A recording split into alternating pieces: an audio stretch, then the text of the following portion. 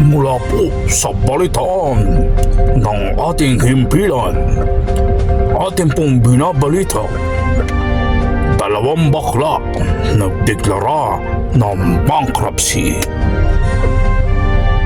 Tila po yata nalito ang mga tao sa pagdeklara ng bankruptcy ng pampaputing produkto ng Pronto at ng founder nito na si Sam Versosa at ang kalipin partner nito na ang apelyido ay Francisco na isang bakla.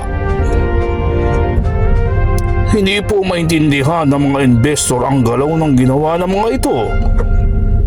Samantalang habang ito po ay nangyayari, ay nagdeklara po si Sam Versosa na meron siyang mansyon para sa kanyang girlfriend kuno na si Rian Ramos upang dun sila tumira at doon mamuhay.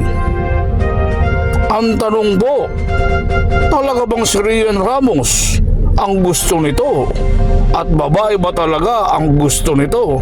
O front lamang ito para sa kanyang kandidatura sa Maynila? Hindi kaya sa mansyon na ito napunta ang pera ng mga investor ng Pronto sa produkto nitong Lux White?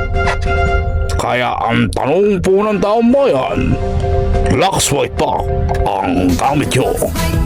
Hanggang sa muli, magandang gabi po sa inyong lahat.